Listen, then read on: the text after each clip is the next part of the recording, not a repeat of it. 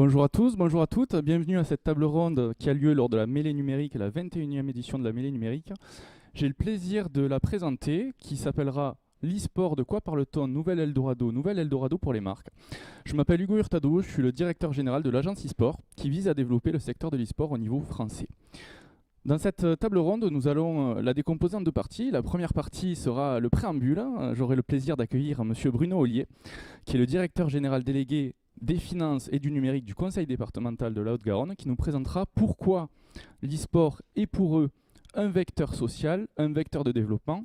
Et dans un second temps, nous accueillerons plusieurs personnalités du monde de l'e-sport pour justement décortiquer cette grande question: l'e-sport est-il l'Eldorado tant attendu par les marques? Donc Bruno, bonjour. Donc merci de nous faire le plaisir d'être présent sur cette table ronde. Alors justement, bon, je fais un petit teasing, vous êtes partenaire de l'agence e-sport depuis maintenant pratiquement un an, vous vous intéressez justement à ce nouveau phénomène social, vous réfléchissez avec certains services et certaines de vos équipes. Donc en quelques minutes, quelques mots, pourquoi s'investir dans ce secteur d'activité?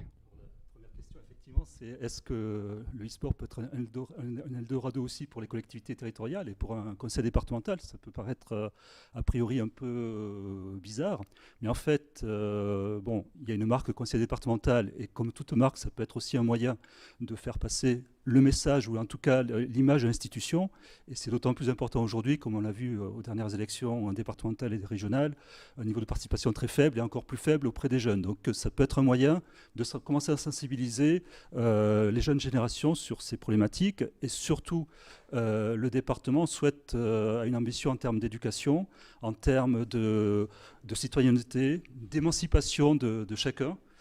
Et donc, il y a tout un ensemble de valeurs à faire passer et qui peuvent être aussi des valeurs partagées avec le monde du e-sport.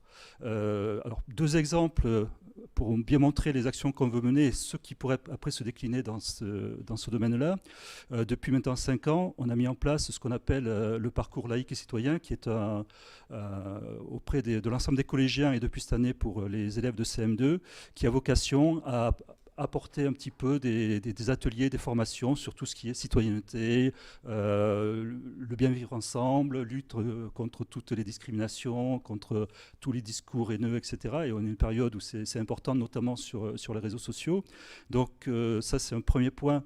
Et le jeu vidéo fait partie de certains de ces ateliers. Il y a le jeu vidéo, le sport, le théâtre, les débats. Donc il y a plein d'ateliers différents qui permettent de sensibiliser à tous ces éléments. Et puis depuis maintenant 2 ans, on a une mission jeunesse qui a co-construit avec un panel de jeunes une plateforme dédiée à la jeunesse, interactive, qui permet d'avoir des informations sur pas mal de sujets et qui est aussi un vecteur pour toucher ces publics-là. Donc naturellement, le partenariat qui avait été proposé, ben, on vient dessus. Et de plus en plus, on commence à voir comment on peut être efficient sur ces sujets. Avec 2 exemples, notre partenariat avec Freya Games, donc, qui est une start-up toulousaine sur les jeux sérieux, les serious games. Et on a 2 jeux qui ont été réalisés, enfin le deuxième en cours de réalisation, un sur la bonne utilisation de l'Internet et l'autre sur tout ce qui est développement d'esprit critique, là, qui est en train de se mettre en place. Donc ça, c'est un outil pédagogique important et qui peut faire passer de façon ludique des messages très importants pour chacun. Et puis, dans les semaines qui viennent, puisque fin octobre, il va y avoir un tournoi de jeux vidéo organisé par la médiathèque départementale. En fait, ce tournoi va être la médiathèque départementale, c'est une mission de lecture publique, mais ce n'est pas que de diffusion culturelle au sens large, et elle abreuve par son fond l'ensemble des médiathèques et bibliothèques du département. Donc il va y avoir dans 18 médiathèques sur le territoire des phases éliminatoires. Ce tournoi, c'est un jeu avec Super Mario. Et une finale à la médiathèque départementale à la Beige le 6 novembre prochain. Donc, pourquoi ce jeu? C'est déjà pour, là aussi, toucher un public qui ne viendrait pas naturellement dans les bibliothèques et en venant, peut s'intéresser à des livres, peut s'intéresser à des vidéos et peut-être attirer des jeunes vers ces activités culturelles. Autre point, bien sûr, le département a une vocation à tout ce qui est inclusion numérique. notamment par ses compétences en matière sociale, et le e-sport est aussi un facteur d'inclusion, un facteur de sociabilité, hein, parce que bon, moi, je suis parent, je le voyais au départ comme mon enfant s'enferme à sa chambre, mais non, c'est aussi un moment où il partage avec d'autres, mais même s'ils ne sont pas à côté. Et aussi, on s'aperçoit que les jeux vidéo, l'e-sport, ça permet d'acquérir des compétences. Donc ça, je ne suis pas spécialiste pour en parler, mais très clairement des compétences de gestion du stress, de dextérité, d'agilité, d'anticipation, de stratégie. Et dans le cadre de la mission jeunesse, on essaye de mettre en place ce qu'on appelle les open badges, qui seraient, au regard d'un certain nombre de critères, permettre aux jeunes de constater qu'ils ont des compétences à certains domaines. Et les jeux vidéo en font partie, pour leur permettre d'avoir ce badge qui pourrait éventuellement mettre après dans un CV, et donc de valoriser toute cette expérience acquise qui peut être très intéressante pour les employeurs par la suite. Merci beaucoup pour cette prise de parole. Une question justement, on n'a pas forcément l'habitude dans l'e-sport de voir des acteurs publics, que ce soit départementaux, métropolitains, régionaux, s'investir dans cet écosystème-là. Vous faites partie des pionniers, les premiers finalement départements à en faire l'éloge et à devenir partenaire d'institutions comme la nôtre. Qu'est-ce qui a fait le déclic ? Au départ, une certaine conviction de la part de l'agence e-sport, hein, très, très clairement. Et puis petit à petit, en échangeant, en regardant aussi comme les choses se passaient au sein de la collectivité, c'est devenu naturel. Et donc, ça a pris quelques mois quand même pour qu'on puisse venir. Mais aujourd'hui, on y est. Et puis, on est en train de découvrir tous les pans d'activité, toutes les choses qu'on pourrait imaginer pour être plus présent dans ce domaine-là, et tout en permettant de développer nos politiques publiques et de toucher, je répète, vraiment les jeunes de 11 à 30 ans, ce qui est notre cible, mais ça va au-delà, je sais, le e-sport, qui peut-être n'aurait jamais côtoyé le département, ou en tout cas les politiques publiques menées par le département autrement. D'accord, merci beaucoup Bruno pour cette intervention. Je me permettrai de vous rappeler peut-être en fin de table ronde pour que chacun et chacune puisse poser les questions s'ils en ont. Merci beaucoup, en tout cas, vous pouvez l'applaudir. Merci à tous. Et on va passer maintenant à la deuxième partie, et la partie finalement la plus longue, la table ronde. Donc j'ai le plaisir d'accueillir 4 personnes. Bien entendu, Avin Issa, Julien Collier, vous pouvez les applaudir, n'hésitez pas, hein. Mathieu Guillot et Rémi Piotrowska. Donc bienvenue à tous, le temps que vous vous installiez.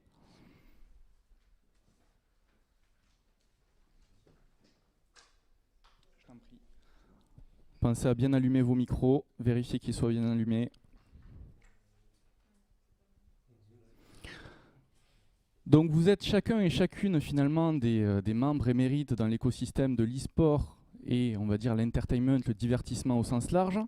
Alors l'e-sport, je pense que la plupart d'entre vous connaissent. Qu'est-ce que c'est ? C'est la compétition liée aux jeux vidéo. Les critères principaux, qu'est-ce que c'est ? C'est 2 joueurs, 2 équipes qui s'affrontent sur un support virtuel dans l'objectif d'acquérir une victoire. Bon, la définition précise, on la connaît. Mais justement, on essaiera dans cette table ronde d'aller un peu plus profondément, de voir finalement s'il y a vraiment que l'e-sport qui intéresse les marques, ou est-ce que l'entertainment, est-ce vraiment de l'e-sport ou pas ? Ça sera une réponse sur laquelle on pourra débattre.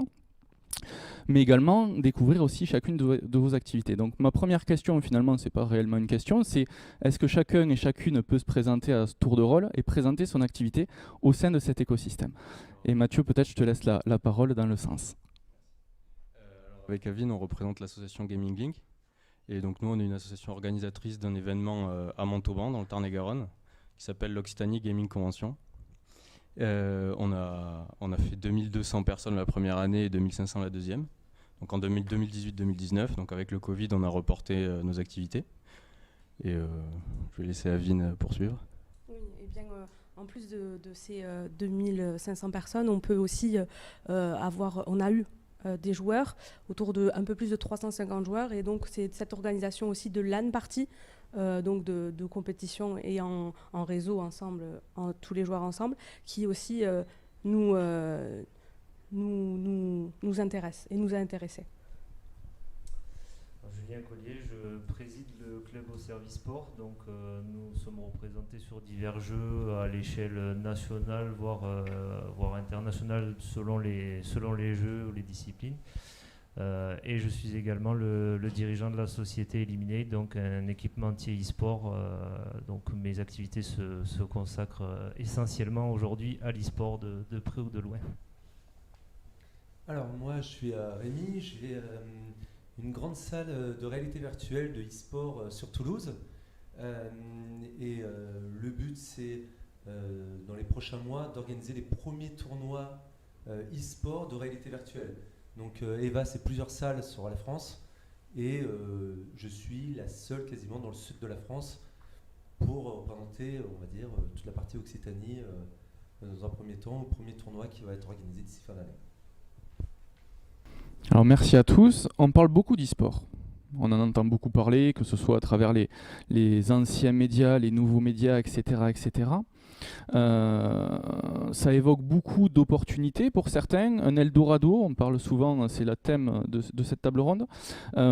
Quelle différence, et je vais vous inviter à chacun peut-être pouvoir donner votre avis, quelle différence vous faites entre l'e-sport et véritablement l'entertainment? Parce que j'ai l'impression, peut-être je peux me tromper, vous me direz, qu'on fait parfois pas forcément la part des choses entre ces deux univers-là, c'est-à-dire le secteur du jeu vidéo, le secteur de l'e-sport et le secteur du divertissement, l'entertainment tout autour. Qui veut prendre la parole justement sur ce premier sujet? Je peux me lancer. Je pense que la différence, c'est peut-être l'entertainment, l'e-sportainment, c'est peut-être un concept qui vient des États-Unis, où on peut voir les marques avec la publicité, il y a un véritable enjeu. Et on va dire que l'e-sport, ça va vraiment être quelque chose de compétitif, où on va se focaliser réellement là-dessus. Je pense que peut-être une différence claire, même si c'est pas très correct, c'est entre les streamers qui vont essayer de générer du divertissement et d'avoir un contact réel avec leur communauté. Et parfois on peut le voir avec les ILAN. Ou alors une vraie compétition avec différentes équipes qui vont venir pour le cash prize. Et peut-être qu'au niveau économique, ça va se traduire au niveau des revenus, c'est-à-dire les revenus attendus par la publicité ou par les entrées des spectateurs. Grossièrement, du coup, le trait, on peut dire aussi que l'e-sport, c'est la compétition de jeux vidéo. Donc, du coup, ça va être côté joueur, tandis que l'entertainment, ça va être plutôt les spectateurs qui vont regarder les joueurs. Donc, grossièrement, on peut aussi faire cette partie. Je vais rejoindre mes collègues sur l'idée, mais effectivement, c'est ça. C'est d'un côté, l'e-sport, c'est la pratique compétitive, on va dire, pure, et l'e-sportainment ou l'entertainment, ça va être effectivement plus le côté spectacle. Après, ça n'empêche qu'aujourd'hui, les deux univers ont besoin de fonctionner ensemble pour que ça puisse marcher, tout simplement. Il faut qu'il y ait une part spectacle aux compétitions, pour qu'il y ait de générer de l'audience, effectivement attirer les marques, etc. sur l'e-sport. Alors justement, je suis totalement d'accord avec vous sur le sens et le principe. Je vais être un peu plus profond dans ma question. Justement, on voit que les grandes stars dans le milieu sportif sont, je vais me permettre de citer des noms, des Kylian Mbappé, des Antoine Griezmann, etc. Comment se fait-il que dans la reproduction qu'on a dans la catégorie sport, on peut en faire quelques parallèles, finalement les grandes stars, si on peut dire, sont plutôt justement, comme vous le disiez très bien, des gens qui attirent des communautés, des Zerator, des Domingo, etc. etc. Et comment se fait-il que des professionnels de jeux vidéo ne soient pas autant mis en avant? Est-ce que c'est volontaire? Est-ce que c'est dépendant justement de leur communauté? Est-ce que certains ont un avis sur ça justement?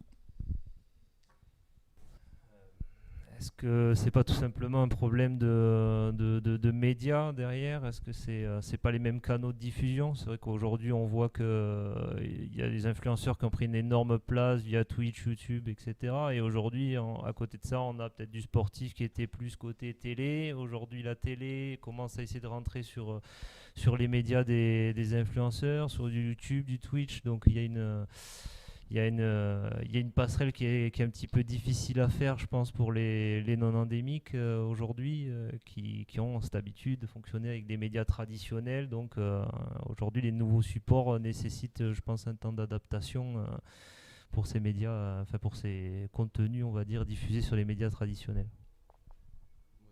côté, je pense que la transition elle est en train un peu de se faire avec, je pense, Kenny S sur CS. Enfin, après moi je suis un joueur CS, donc Counter-Strike pour... Personne. Et donc il y a par exemple sur ce genre de jeu, après sur Age of Empires, qui est pas mal en vue en ce moment. Et il y a pas mal de stars de ce jeu qui mobilisent des communautés justement parce qu'ils sont un peu forcés, parce qu'il n'y a pas assez de tournois, je pense, pour leur garantir des revenus. Et donc c'est quelque chose qui arrive. Après, déjà on va dire qu'il faudrait déjà que les structures s'institutionnalisent, arrivent à créer, on va dire... on a une très belle équipe en France avec Vitality, donc à voir sur le long terme, sur 10-15 ans, comment ça évolue. Et puis, si je peux rajouter, je pense aussi que, alors quand on fait partie d'une équipe comme Vitality, c'est la team Vitality qui est mise en avant, donc dans les maillots, et même ça va être eux, par leur réseau de communication et de diffusion, qui vont diffuser et faire de la publicité. Du coup, les joueurs, ils n'ont pas vraiment à se mettre en avant et faire ce job d'influenceur, alors que l'influenceur tout seul, il a toute sa communauté grâce à lui et il va faire ses propres revenus. Donc, ce n'est pas la même motivation non plus. Je pense que clairement, la différence, elle se situe aussi là. Alors, ça fait une transition parfaite, merci beaucoup. On parle justement de club e-sport. On a la chance d'avoir Julien Collier avec Au Service Sport. Donc la question va être un petit peu focus pour toi, Julien. Finalement, un club e-sport, comment ça fonctionne ? Est-ce que vous fonctionnez vraiment avec... une intégralité de bénévoles? Est-ce que vous avez la capacité d'avoir des recrutements de bons joueurs qui sont rémunérés? Est-ce que c'est grâce à des marques ou des acteurs publics peut-être que vous avez le soutien financier nécessaire comme une reproduction du monde du sport avec des clubs? Comment vous fonctionnez finalement dans ces clubs? Alors je vais parler pour notre cas qui ne sera pas forcément une généralité, hein, parce qu'aujourd'hui on a quand même un gros clivage entre les clubs, donc tous les clubs n'ont pas encore le même fonctionnement. Nous pour notre part, effectivement, Au Service Sport est une association, donc on fonctionne essentiellement avec des bénévoles. Il y a des cas où nous avons quand même des joueurs qui sont rémunérés. Ça va dépendre tout simplement du niveau attendu, des sponsors qu'on peut adosser à ces équipes où on fonctionne. Les équipes fonctionnent pour nous comme des projets et on va tout simplement adosser un sponsor à un projet. Et derrière, c'est possible qu'il y ait des joueurs qui soient rémunérés. Ça va vraiment dépendre des jeux et du cas. Après, en termes de fonctionnement, la structuration aujourd'hui, elle se fait, c'est de plus en plus construit, on va dire, au niveau de la plupart des clubs. Vous avez des directeurs de pôle, des managers, toute une déclinaison, tout un staff qui encadre les joueurs. Aujourd'hui, c'est plus juste l'idée, c'est plus juste de prendre 5 joueurs, on les met ensemble, ils font leur partie et puis voilà quoi. Non, ça va beaucoup plus loin que ça. Il y a du coaching mental qui est mis en place. Nous, on n'aborde pas forcément aujourd'hui la partie nutrition, le coaching sportif, ce genre de choses, mais ça commence à se mettre en place aussi dans d'autres clubs. Donc après, c'est une question de moyens, de structuration et de stade d'évolution tout simplement, hein, des clubs. Après, on rejoint aujourd'hui, en tout cas pour nous, l'objectif c'est de rentrer de suivre le modèle des clubs sportifs, hein, tout simplement. On n'essaye pas de réinventer la roue, hein. Il y a des choses qui fonctionnent depuis des années dans le sport, d'autres qui fonctionnent moins. On essaye de prendre le meilleur, mais le schéma va ressembler de plus en plus à celui des clubs sportifs. Il manque encore aujourd'hui le cadre légal qu'il y a dans le sport, certaines règles, certaines possibilités, les mêmes modèles économiques, les droits TV, les choses comme ça n'existent pas aujourd'hui dans l'e-sport. Et le sponsoring, pareil aujourd'hui, qui est quand même le plus souvent la principale source de revenus pour les clubs e-sport, n'est pas à la hauteur du sponsoring sportif. Donc forcément, ça pose des problèmes quand aujourd'hui on va parler de certaines équipes sur des sommes qui peuvent aller de 4 à 6 chiffres selon ce qu'on veut faire, tout simplement, le niveau attendu, quoi. Alors justement, on parle d'activation ponctuelle, parfois récurrente ou sur plusieurs années. On sait que sur des clubs de sport, on est souvent partenaire sur 1 an, 2 ans ou peut-être potentiellement plus. J'ai l'impression, peut-être Rémi pourra nous en parler, peut-être que vous, organisateurs d'événements, vous allez pouvoir nous en parler aussi. J'ai l'impression que dans l'e-sport, justement, les activations des marques, à l'heure actuelle, sont plutôt ponctuelles. C'est-à-dire qu'on voit finalement des actions qui sont menées, des événements qui sont mis en avant. Mais est-ce que, sur certains clubs de sport, est-ce qu'à travers des salles de réalité virtuelle, à travers des événements et la récurrence des événements que vous menez, est-ce que vous arrivez à maintenir des partenariats ou est-ce que justement c'est vraiment cet aspect un peu ponctuel qui est bloquant et qui nécessite de réactiver chaque fois les partenariats et de refaire tout ce travail de fond tout simplement? Rémi peut-être. Moi je peux parler en cas pour Eva. Aujourd'hui ils ont fait une grosse activation courant juin qui a suscité des marques qui étaient assez importantes pour faire cette activation. Ça a été a priori pas trop compliqué. Là, c'est de moins en moins compliqué, mais juste à chaque fois pour un gros événement. Pour le récurrent, c'est bien plus compliqué. Après, pour la salle qui est à Toulouse, là, j'ai pas assez de recul vu qu'on a ouvert il y a 1 mois et demi. Mais je vois déjà pour les premières organisations de tournois, c'est déjà assez quand même compliqué pour obtenir des aides ou des partenaires pour des cash prizes. Et alors peut-être qu'on n'a pas poussé encore assez, mais effectivement, c'est que sur du ponctuel et pas sur du récurrent à l'heure actuelle. Ouais. Dès nous, je pense que déjà il y a un travail de pédagogie, c'est-à-dire que l'e-sport c'est pas forcément compris, souvent c'est handisport, donc il faut déjà faire ce travail à chaque fois. Ensuite, c'est vrai que dans notre secteur, c'est un secteur assez rural où les valeurs sportives sont vraiment chères au territoire, donc c'est plutôt le rugby qui occupe l'espace. Et donc forcément, il y a des préjugés et des a priori. Donc déjà, il y a vraiment une barrière à ce niveau-là, je pense, au niveau parfois des entreprises, des chefs d'entreprise qu'il faut arriver à casser. C'est pas toujours facile.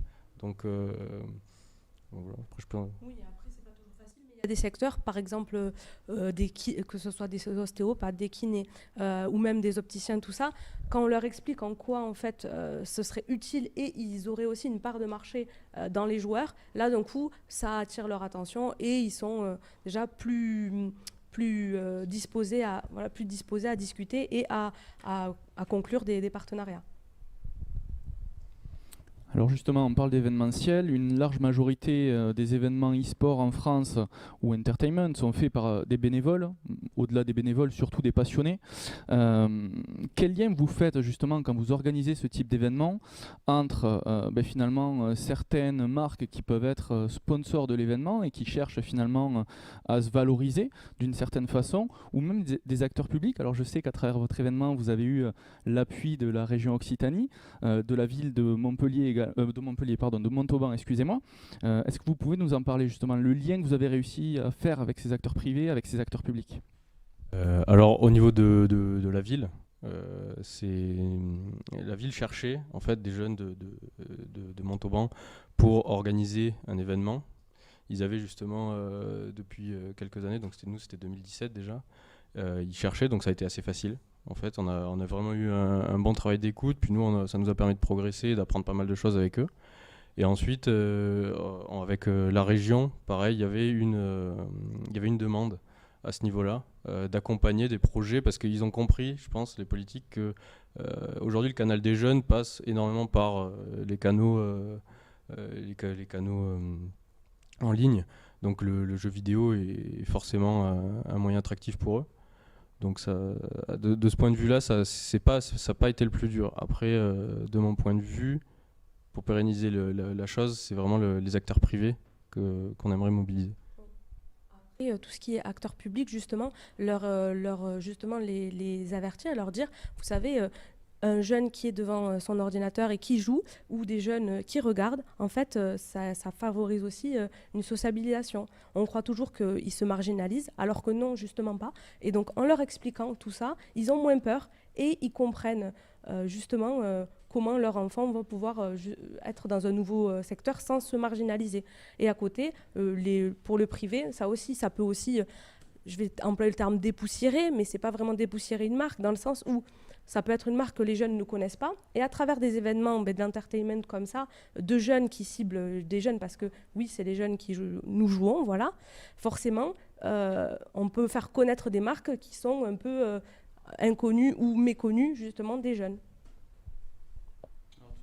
Jeunes, on parle du rôle social du jeu vidéo, de l'e-sport et de toutes ces composantes. Je vais prendre aussi l'effet inverse avec Rémi. Enfin, l'effet inverse, pas forcément, c'est l'effet futur. On est jeune et finalement on devient jeune actif et finalement on entre dans la vie professionnelle. À travers Eva, beaucoup d'activations sont faites aussi avec les marques. Enfin, quand je dis marques, c'est des entreprises qui privatisent finalement la salle pour leurs collaborateurs ou pour leurs clients. Justement, quelle est l'optique? Est-ce que c'est de travailler sur finalement ce qu'on appelle le marketing RH, c'est-à-dire le bien-être au travail, le bonheur des salariés? Qu'est-ce que Rémi, tu pourrais nous en dire? Alors effectivement, aujourd'hui, on a beaucoup de demandes concernant des privatisations d'entreprises pour justement, vu qu'on passe, ça fait 2 ans que les entreprises ne font quasiment plus rien à cause du Covid, veut remettre une cohésion d'entreprise et du coup, on a beaucoup de demandes à l'heure actuelle et effectivement, c'est une cohésion de jouer ensemble, de faire des événements sportifs à travers le e-sport en faisant... parce que la majorité des demandes, c'est essentiellement du joueur contre joueur, donc de la compétition. Et c'est ça qui est intéressant aussi, c'est d'organiser des mini-tournois au sein de l'entreprise pour passer une soirée et ils sont hyper ravis à la sortie, quoi. L'esprit compétitif et l'esprit de jouer tous ensemble, et alors que pourtant ils sont tous entre 25 et 50 ans. Et pour l'instant, tout se passe très bien, quoi. Justement, la typologie de structures qui vous ont accompagné ou qui sont en train de vous accompagner, qui vont potentiellement vous accompagner, est-ce que c'est plutôt des grands comptes? Est-ce que c'est plutôt des entreprises locales à taille humaine? Quelles sont les typologies d'entreprises alors, accompagnées peut-être en sponsor ou en mécène pour certains, en partenaire pour d'autres, en client pour certains? C'est quoi la typologie? Alors nous, en termes de clients, pour l'instant, c'est des PME. On n'a pas de grosses entreprises. Ah si, on a une grosse entreprise qui est basée sur Rock qui va venir. Mais pour l'instant, à l'heure actuelle, on est vraiment sur des sociétés, des PME, avant des grands groupes qui viennent nous consulter pour des devis. On a des gros tels que, par exemple, on va citer la Radio Énergie, par exemple. Et à côté, on essaye aussi vu que c'est le territoire du Tarn-et-Garonne est quand même assez familial, assez rural, on essaie vraiment de mobiliser les entreprises locales. Pour nous, ça va être un petit peu de tout. Il n'y a pas vraiment de règles. Ça peut être des PME, ça peut être des boîtes internationales. Ça peut être aussi du local. Il n'y a pas vraiment de limite. Aujourd'hui, je pense que la bride se fait plus au niveau de l'interlocuteur qu'on va avoir, l'ouverture d'esprit que peut avoir la marque envers l'e-sport, pour rejoindre ce qui a été dit tout à l'heure. Mais après, il n'y a pas de règle exacte, hein. Tout est possible. Aujourd'hui, si la stratégie est réfléchie du côté des entreprises ou des institutions, il y a à mon sens toujours quelque chose à faire. Il faut juste le penser intelligemment et appliquer la bonne stratégie. De sources sûres, de sources fiables, je crois savoir que vous avez signé il y a très peu de temps un partenariat avec une marque américaine. Justement, est-ce que vous pourriez peut-être évoquer cette marque et évoquer pourquoi vous leur avez fait confiance, pourquoi eux en retour vous font confiance, et quel est l'objectif finalement d'un tel partenariat avec, je le répète, une marque finalement internationale, avec une association, très belle association d'ailleurs au service sport, mais qui finalement, dans l'esprit global des gens, reste une structure amateur, de très haut niveau toujours. Mais est-ce que vous pouvez nous en parler un petit peu? Je sais même pas si ça a été annoncé. Si ça a été, ça a été annoncé, ok. J'ai eu peur. Mais effectivement, c'est pareil. C'est une société qui, alors peut-être certains d'entre vous connaissent des plateformes comme Asana, des choses comme ça, des outils qui sont à la base plus destinés aux entreprises pour gérer leur fonctionnement interne. Aujourd'hui, on a annoncé avec ClickUp, donc qui est une société californienne. Aujourd'hui, pour eux, alors, ils sont sur une dynamique très jeune. Il y a beaucoup de mise en avant, de personal branding des dirigeants. Ils sont sur quelque chose même de très fun pour un outil qui est totalement pour du corpo. Mais aujourd'hui, c'est tout simplement aller toucher pour eux d'autres marchés. Ils ont compris, en tout cas déjà aux États-Unis, ils ont compris que l'e-sport c'était quand même quelque chose qui allait continuer à grossir, qui est quand même encore plus évolué aux États-Unis. Donc pour eux, c'est un choix logique pour pouvoir toucher une autre cible, peut-être toucher des jeunes aussi, hein, parce que c'est des outils que nous on va utiliser en interne, Mais une fois que la personne elle maîtrise, elle a l'habitude d'utiliser cet outil, elle pourra soit demander à l'intégrer dans sa société plus tard, ou l'utiliser dans d'autres circonstances, ou même à titre personnel. C'est des outils qui peuvent être utilisés personnellement. Donc aujourd'hui, ça va être tout simplement pareil, toucher une autre cible, une cible peut-être plus jeune que juste du corpo, et après aussi rentrer sur le marché français via un canal, quoi. Après, je pense qu'ils multiplieront les actions de toute façon, mais c'est un canal de diffusion aujourd'hui, de publicité du moins comme un autre. Félicitations une nouvelle fois. L'e-sport, finalement, il y a une évolution constante au niveau international. C'est un vecteur d'attractivité énorme. Alors, je ne dis pas que c'est vrai, je ne dis pas que c'est faux. Ça sera peut-être le débat qu'on aura. On voit beaucoup de grands comptes qui vont dedans. Si on prend League of Legends, il y a eu Louis Vuitton, on a eu BMW, Mercedes, etc. De très grands comptes. Mais finalement, l'e-sport, avant tout, c'est des bénévoles, c'est des associations dans tous les pays du monde. Quelles opportunités pour elles ont-elles avec des acteurs peut-être locaux, régionaux, publics, privés? On a eu la chance d'accueillir Bruno Ollier tout à l'heure qui nous parlait justement du lien social et de la jeunesse. Quelle serait peut-être l'opportunité? Parce que pour beaucoup de marques, j'ai la chance avec mes équipes d'en rencontrer un certain nombre, on a toujours l'impression que l'e-sport, finalement, ça reste et ça commence à devenir inaccessible en tarif. Comment finalement ce vecteur d'attractivité qui semble énorme, on peut le transposer à l'échelle régionale ou à l'échelle locale? C'est pour moi encore. C'est pour tout le monde, je pense que chacun pourra répondre. Ça va dépendre, je pense, de la visibilité online et après de la certification des vues, on va dire, parce que au niveau de Twitch, il y a pas mal de bots ou de trucs comme ça qui vont faire gonfler. Donc je pense pas que ce soit inaccessible. Après, c'est juste qu'il y a des acteurs peut-être un peu jeunes, donc au niveau des tarifications, il faut aussi arriver à trouver une offre qui corresponde à la demande. Et après, nous, c'est clair que, on va dire, chaque acteur va avoir des problématiques différentes, parce que c'est clair qu'une équipe va pouvoir avoir une portée internationale. Nous, notre événement, on n'a pas pour ambition d'aller toucher au-delà peut-être de la région, donc ou au niveau national en ce qui concerne les joueurs. Donc après, parce qu'il y a la partie LAN et la partie salon. Donc c'est vrai qu'on fait la distinction entre les deux. Donc c'est vrai que nous, on arrive à toucher les entreprises au niveau de notre ville sur des tarifs qui restent assez abordables. Après, c'est vrai que j'en reviens, c'est ceux qui vont nous faire confiance pour nos éditions sont des acteurs déjà convaincus généralement, donc il y a un travail de fond. Et je pense que c'est quand les joueurs vont commencer, enfin notre génération et la génération qui suit, va commencer à intégrer les entreprises. Justement, par exemple, Rémi le disait, ils vont influencer aussi les choix d'activités d'entreprise. Nous, on a des amis ingénieurs chez Airbus, Atos et ce genre d'entreprise qui clairement impulsent ce mouvement-là vers des activités comme ça de team building. Donc, à partir on va dire, c'est une question de négociation et de tarification et d'expérience. Des joueurs, si vous parlez des joueurs qu'on doit défrayer ou que certains professionnels du coup qu'on doit payer entre guillemets, déjà en semi-pro et amateur, on a de la chance dans le sens où ils s'autofinancent, leur prix de leur place va financer le cash price et ça leur convient parfaitement en fait.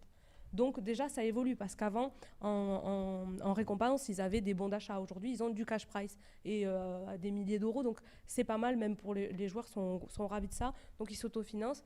Et donc, c'est encore accessible. Voilà.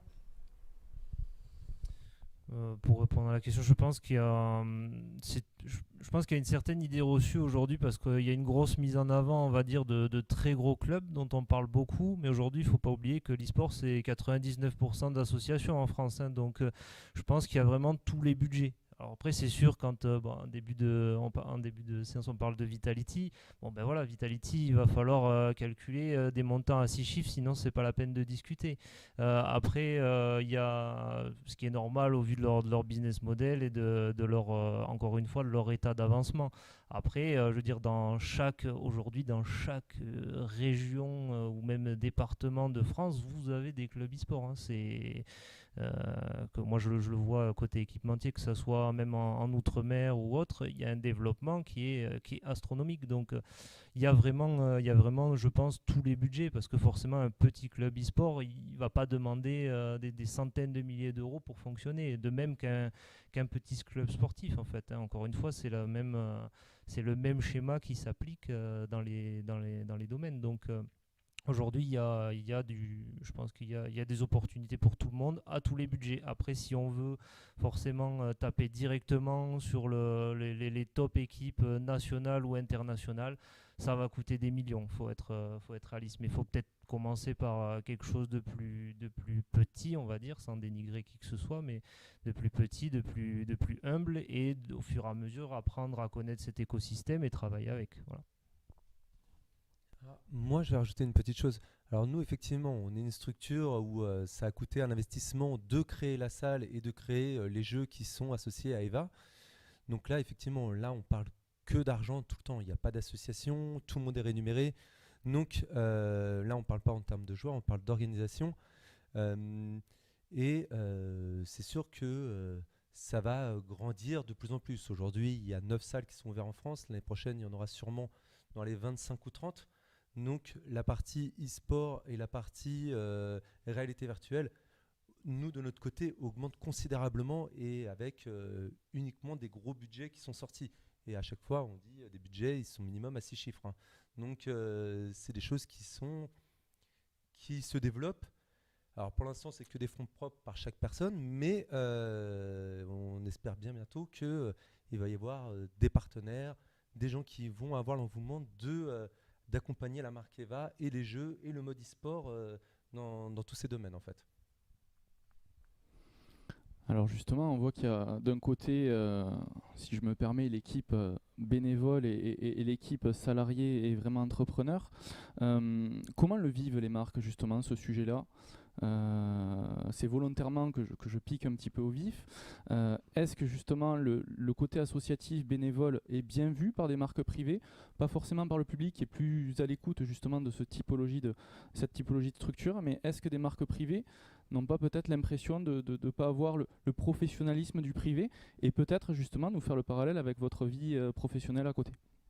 Alors, à titre personnel, notre événement, on avait au départ des partenaires qui ont été étonnés de voir que nous étions en fonctionnement d'association, dans le sens où on ne peut pas arriver et faire un événement et vouloir des sponsors ou des partenaires en étant amateur, dans le sens amateurisme, dans le sens en venant les mains dans les poches, sans dossier, sans business plan, tout ça. Donc nous, en fait, on est arrivé avec justement une structure comme une société en étant une association. Et ça, c'est par nos études, par notre rigueur qu'on a acquis lors de nos études, qu'on a pu justement mettre ça en avant. Et du coup, on a pu plaire à des entreprises. Dès notre première édition, on a réussi à avoir des acteurs privés qui, normalement, nous disaient on ne fait plus de partenariat avec les associations parce que trop d'amateurisme. Il suffit d'élever un peu le niveau, c'est pas péjoratif ce que je veux dire, mais de travailler en bonne intelligence. Et là, on peut rassurer des partenaires privés. Et ça marche.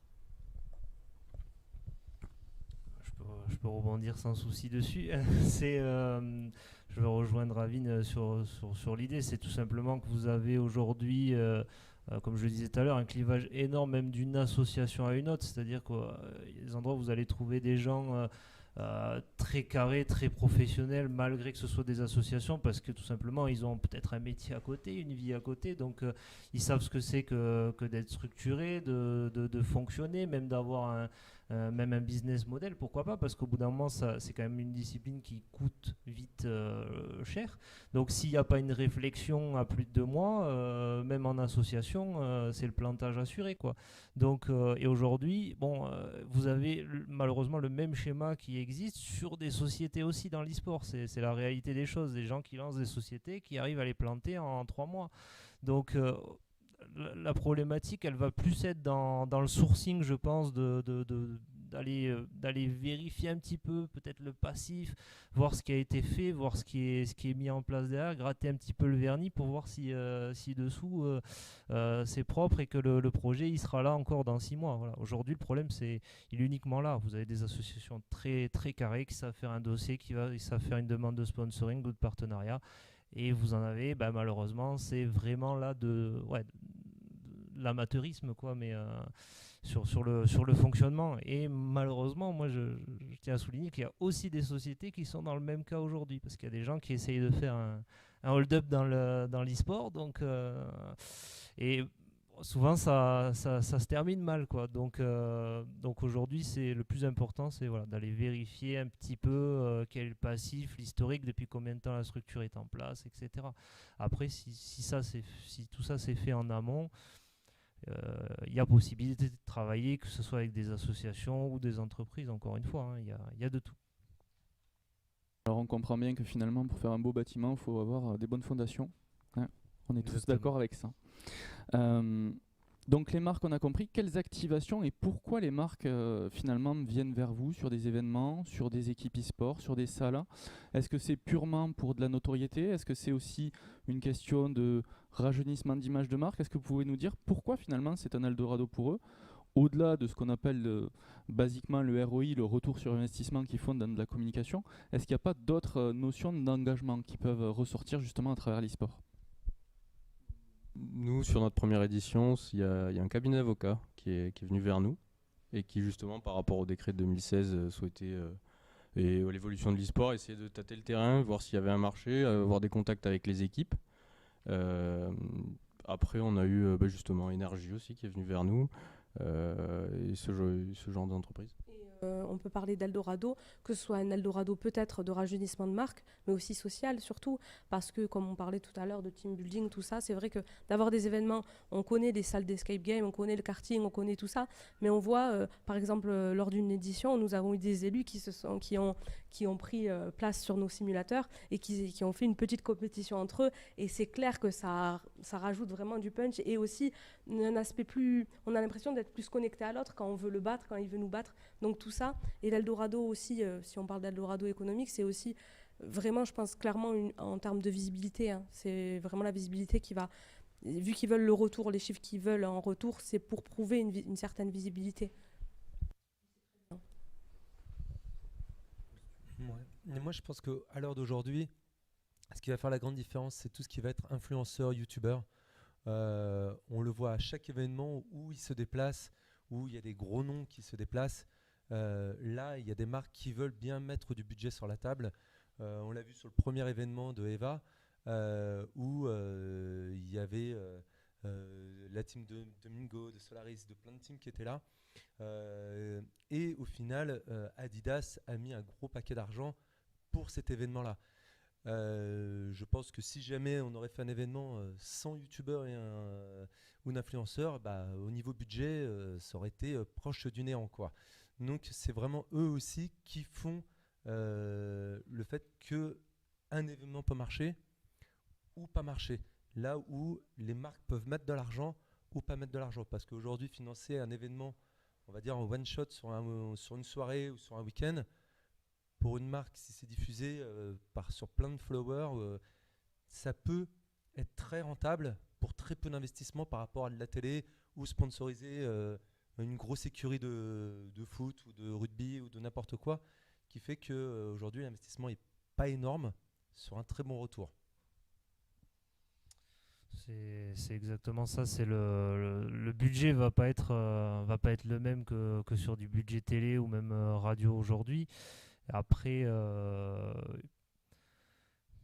encore une fois, toutes les marques peuvent y trouver un intérêt différent. Je veux dire, aujourd'hui, vous avez les endémiques qui vont vendre, qui ont quelque chose à vendre directement pour eux, donc ça va être les premiers aujourd'hui à s'implanter sur sur l'e-sport. Eux, ils n'ont pas réfléchi très longtemps parce qu'ils ont quelque chose à vendre directement.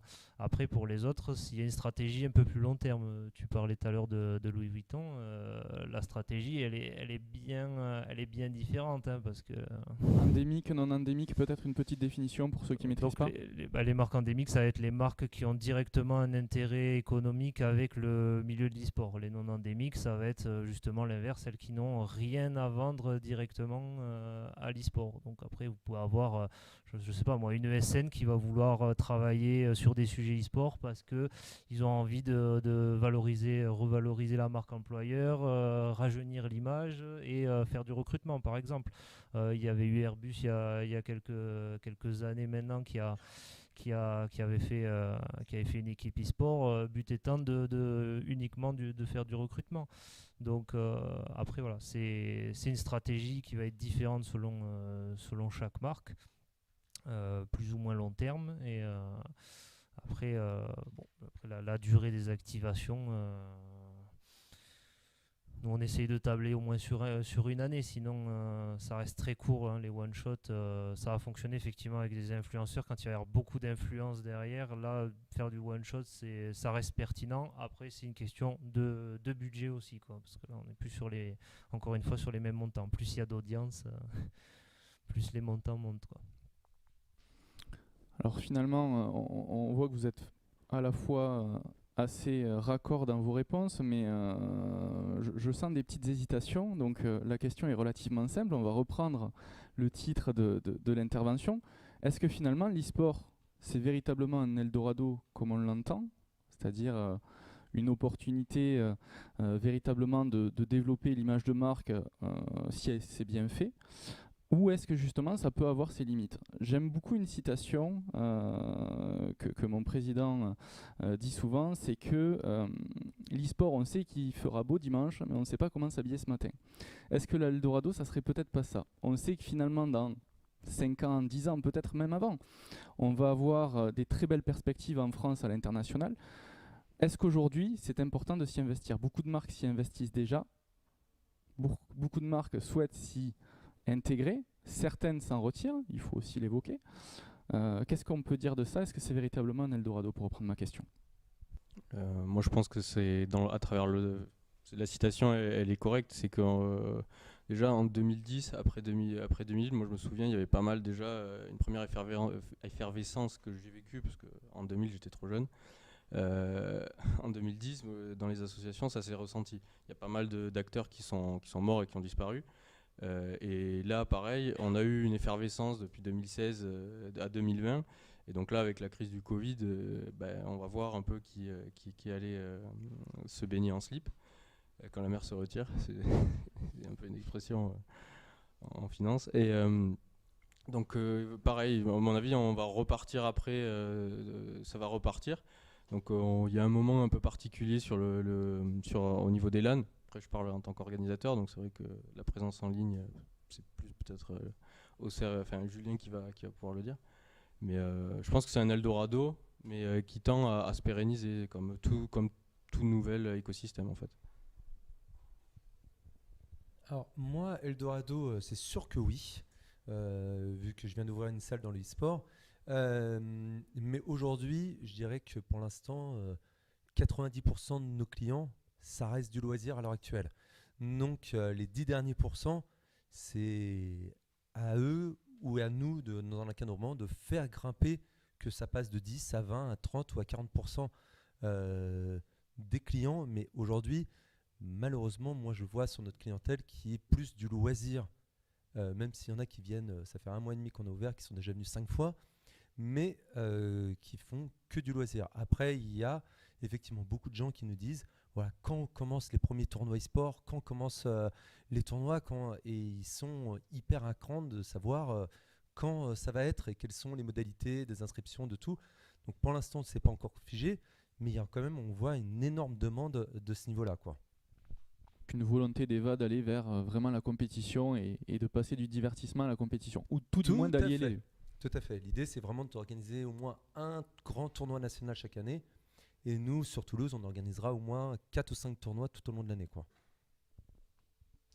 Donc, Nouvel Eldorado, je dirais que oui aussi, mais il n'y a même pas de mais. Ça va être. On a l'impression déjà que c'est quelque chose qui est déjà énorme aujourd'hui. Alors c'est le cas, mais en fait, à mon sens, c'est rien par rapport à ce que ce sera demain. Donc aujourd'hui, on a quand même presque 2 années Covid qui ont freiné, voire gelé beaucoup de choses, parce qu'il y a eu quand même un gros boom, on va pas se cacher, avec toute la période Fortnite en 2018 sur l'e-sport. Ça a quand même boosté le développement global, en tout cas en France, ça c'est une certitude. Après, voilà, on prend 2 années de Covid derrière qui gèlent un peu tout l'écosystème, parce que même au niveau sponsoring, etc., ça a quand même freiné certains acteurs. Mais c'est le début. Pour moi, on est au début de quelque chose de beaucoup plus grand. Donc, je pense qu'il y a un positionnement à faire le plus tôt possible, parce que plus on arrivera tard, plus ça sera compliqué. Au début en France ou au niveau mondial?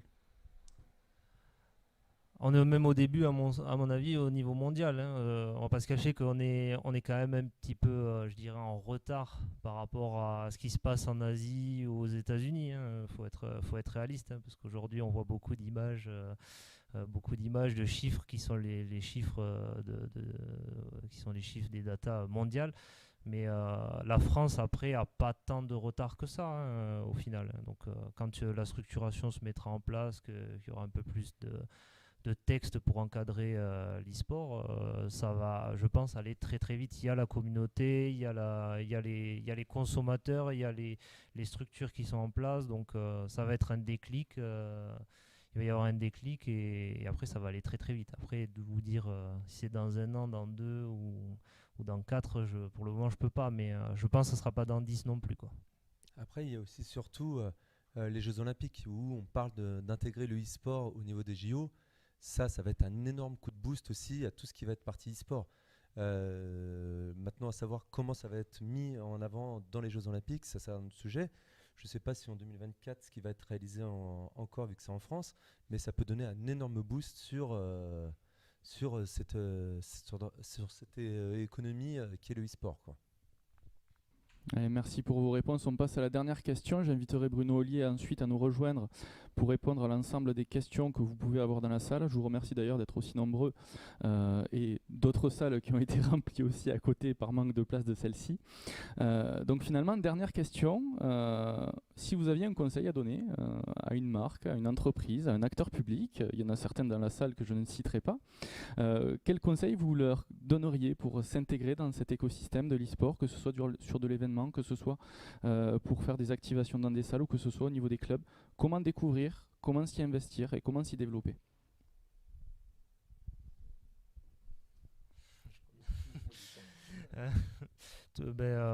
Peut-être d'un côté demander à l'agence e-sport,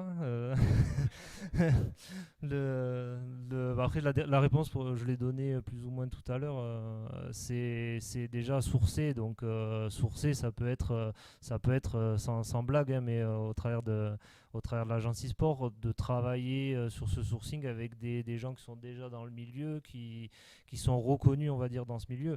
Après, voilà, une fois que ce sourcing il est fait, il faut se lancer, c'est comme tout. Il y a un créneau à prendre, une fenêtre de tir. Je pense qu'il faut passer à l'action, on va dire le plus rapidement possible avant qu'il y ait un développement qui devienne inatteignable. Côté événement, pour une entreprise, il faut savoir qu'il y a beaucoup de choses qu'on peut faire. C'est-à-dire qu'il n'y a pas que du sponsoring, il y a aussi les offres de stand, il y a aussi juste de mettre un logo. En fait, ça dépend vraiment de la cible et de ce qu'on veut cibler, tout simplement. Donc, pour les entreprises, qu'on leur conseillerait justement de savoir ce qu'ils veulent, quelle cible ils veulent toucher, et après, de voir ensemble ce que l'on peut proposer, tout simplement. Allez, merci à tous pour votre prise de parole. Bruno Ollier, je vous invite à revenir justement pour pouvoir répondre à l'ensemble des questions. Merci à tous, comme je disais, d'avoir participé. Merci à ceux qui sont en ligne et qui nous suivent. J'invite les autres salles, s'ils ont des questions, à venir nous rejoindre justement dans la grande salle pour pouvoir les poser. Et justement, on va pouvoir attaquer, les questions. Donc, qui d'entre vous a peut-être une question à poser à certains de nos intervenants ?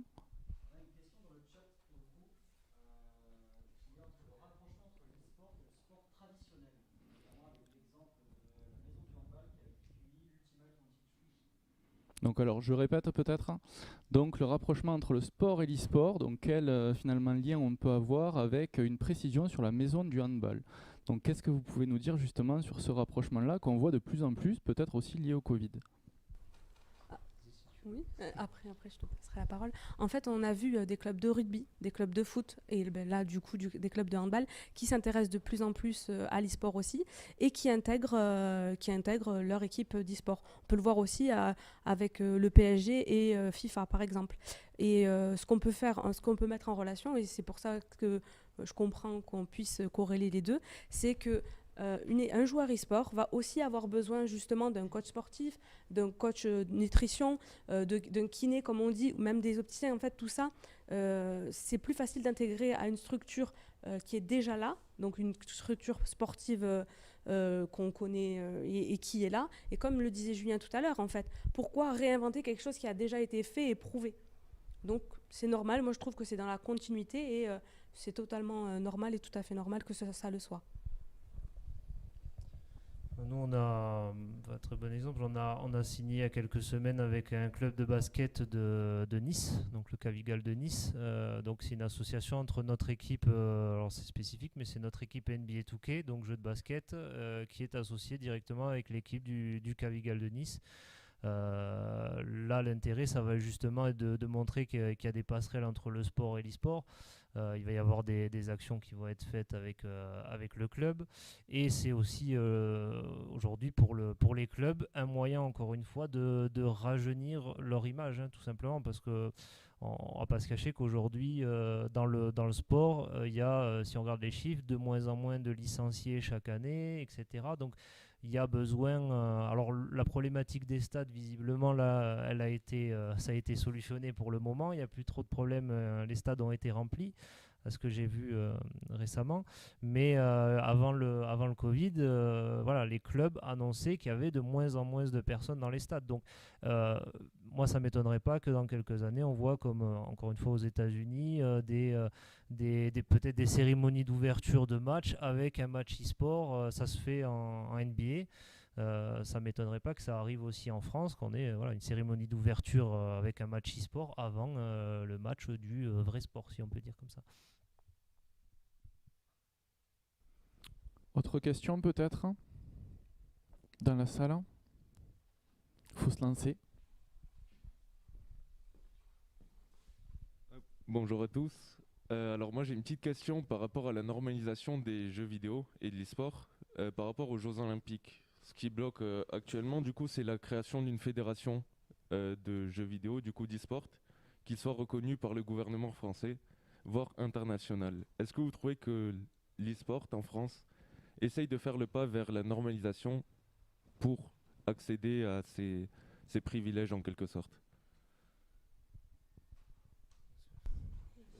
Moi, je vais un peu apporter un avis contradictoire, mais pour moi, l'e-sport devrait faire sa place plutôt en marge des JO, plutôt que d'essayer de coller aux JO. Moi, je pense pas que l'e-sport a sa... Enfin, il y a des jeux qui vont coller à l'esprit des organisateurs des JO, mais il y a clairement d'autres jeux qui n'auront jamais leur place dans des JO traditionnels, je pense. Donc oui, qui sont probablement aussi les plus joués, oui. Et donc c'est moi, après c'est en tant que joueur et organisateur, mon opinion elle est qu'on devrait plutôt en termes d'e-sport prendre le temps de se structurer au niveau national, international. C'est déjà le cas, il y a des initiatives plutôt que essayer de coller au JO. Après pour répondre à la question, je pense qu'ils vont essayer d'accélérer et de mettre effectivement des jeux comme FIFA, des jeux comme NBA 2K ou des jeux qui finalement sont que la représentation du sport mais virtuellement.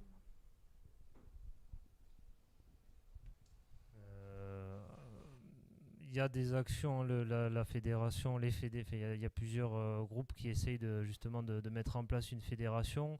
Après, ça reste quelque chose de long parce que si je dis pas de bêtises, il faut une certaine ancienneté pour que la fédération soit reconnue.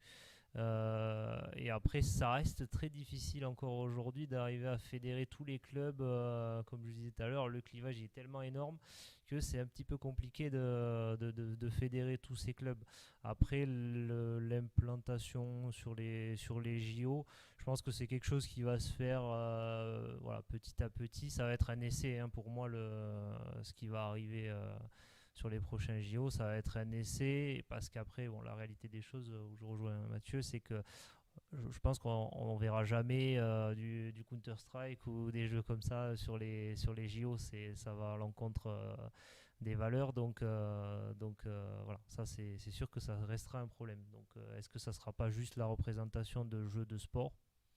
Certes, dans un premier temps, ça sera ça, après à voir ce qu'ils veulent faire. C'est aussi, encore une fois, je pense, un rajeunissement de marque, l'intégration des sports au JO. Donc c'est une stratégie plus long terme.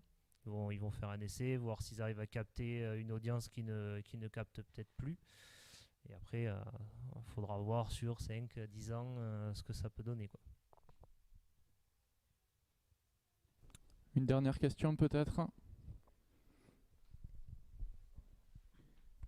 Bonjour. Je voulais demander à Julien, vu qu'il est équipementier, côté maillot, quel niveau ont les équipes que tu as et tu vois une augmentation de vente de maillots et ainsi que de sponsors qui peuvent se mettre au niveau des maillots?